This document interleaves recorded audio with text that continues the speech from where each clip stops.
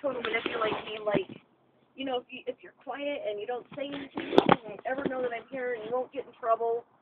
And, you know, like when we would fight, she would say, okay, I'm gonna go downstairs right now and I'm gonna tell the manager how long I've been living here and you'll be coming out on the streets with me. Yeah, no, she's a bad person. She's just bad. You know, and that's how I ended up in all this debt. Well, and I got to there tell you were one some of the things. reasons. God forbid she ever becomes part of MHTV. And God forbid she gets into GCG.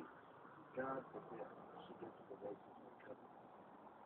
Because I'll tell you one thing, I won't take any of it. She'll just leave then.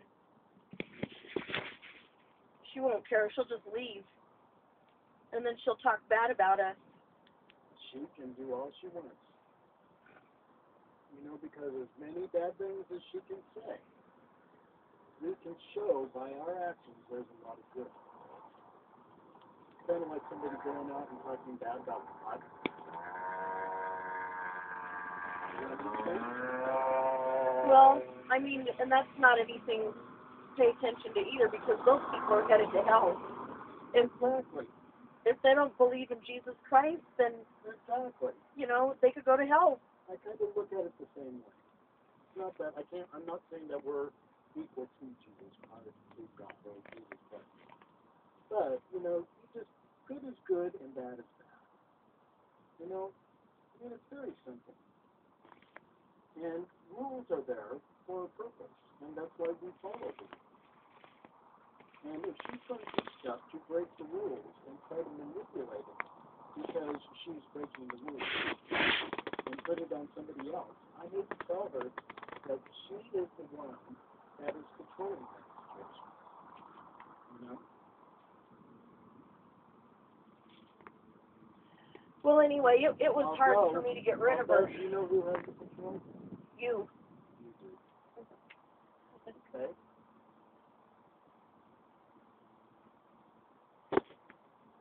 Yeah, so anyway, she kept threatening to have me thrown out. And if you need backup,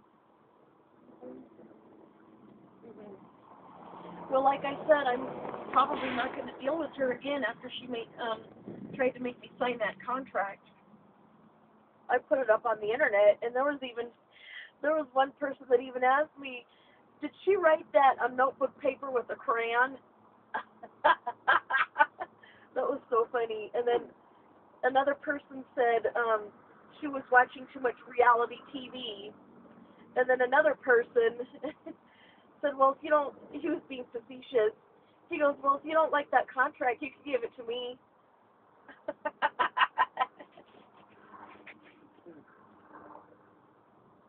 But I guess maybe it's because he didn't understand what I was trying to say about the contract, or he didn't read everything. But I just thought it was funny. It was amusing to see my feedback that I got after I posted it on the internet. Right. And I posted it in several places on the internet because I felt that people needed to be aware that, you know, that there's whack jobs out there like that that'll make you sign stuff like that. Exactly.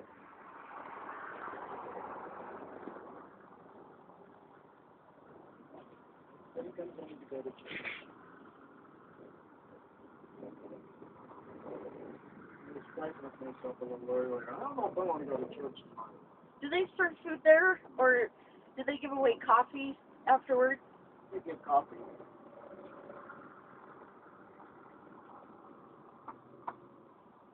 Well, part of me wants to go to church too, or visit yours, and part of me just wants to go for a walk. Oh, I understand that. So I'm not sure what I... That's just me and what I'm deciding what to do, you know? Yeah.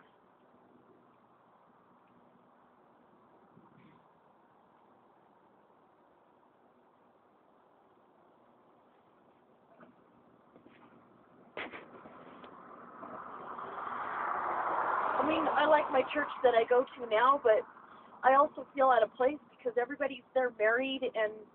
Which one do you go to? The scum of the earth. Which one? Sorry about that. What scum of the earth? It's based on it's a 20s and 30s church, basically. What's the name of it? Scum of the Earth. No, it's not called Son of the Earth. Yes, it is. Is it really? Yes.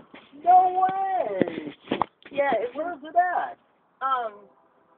it's over on 9th and Calumet, a block away from the TV station. Oh, huh. Son of the Earth. That is a different name. But I mean, like, and then if you want to do something afterwards, everybody goes to Greektown, and they are absurdly expensive. Right. And everybody there is married, and I feel out of place being in a church full of married couples. Well, I used to go to church quite a bit at 11 o'clock on Sundays. And ever since that I started this job on Sundays, I'm not able to do that. So I go to church at 6 o'clock on Sundays. Yeah. And I don't really feel like I'm in the right place. That, it's not my kind of people. It's actually, people who are like in their 20s. We had to have a talk with most of the congregations, all the girls, and were about to talk. And, we don't see that anymore. Several people started calling it the hookup church. So when they found out that people were calling it the hookup church, they would start going people, you got to dress appropriately, and.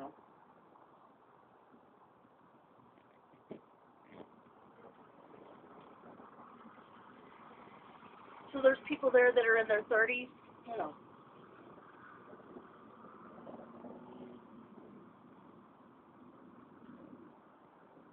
But gee, you're trying to find a guy in his 30s. Well, age doesn't really matter for me. What matters is that they're high functioning. Right there, that's what matters. Well, exactly, You but have a good heart. If you have a good heart, then you're more likely functioning very well. yeah. At least you're trying. Well, what's important is that their house. I'm not going to go through with the guy what I went through with Michaela. I don't want to be somebody's roof over their head. Well, I know that one. I just met a guy on Match.com, Yeah. and he's a disabled guy, and he's 51, or so he said. And, I found out about him. I mean, he got Social Security, and he gets food stamps, and he gets, the rental rebate and all that, Yeah. And, he said something right. I mean, just he's got That kids and all that. that he doesn't have all of that. No, he does have that, although he said he's 51 and he's 59. And then, Well, see, that's why it's better to not give out your age at all. well, I gotta tell you that, I mean, there was just so many things. Plus, I mean, he was just dating. And for intrigue, he started just drinking out of his circle. And I was like, wait a second, I'm not ready for somebody to do that with me right away. I mean, I'd like to date somebody for several months. Then we'll talk about it, but you start to move all your stuff into me. We need to talk about that. Well, and that's how Michaela got herself the ability to stay there, because you can't just call the police and have them removed once they got their stuff inside your house.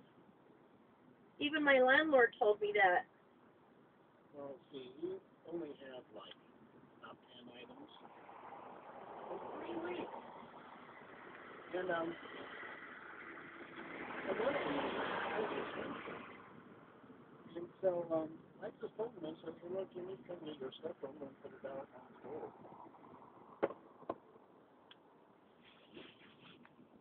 And is that when you guys broke up? Yeah. Well, with Michaela, it was different. You know, luckily things ended the way that I wanted them to. And for the longest time, I didn't think, I'm still to this day surprised that things ended the way that they did. Because it could have been a lot worse. There could have been police drama, and, you know, Did you ever talk to Michaela about me or Voices in Recovery? Who's Michaela? Honestly, I talked mostly about Anthony.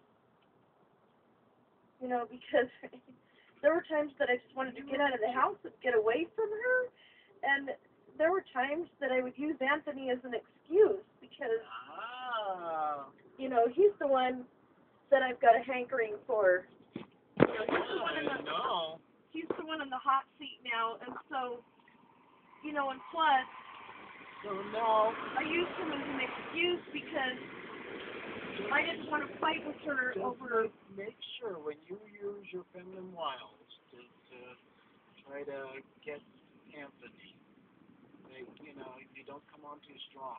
Okay. I'm not coming on at all. I'm too scared. Are you? Yes. Okay. I'm too afraid.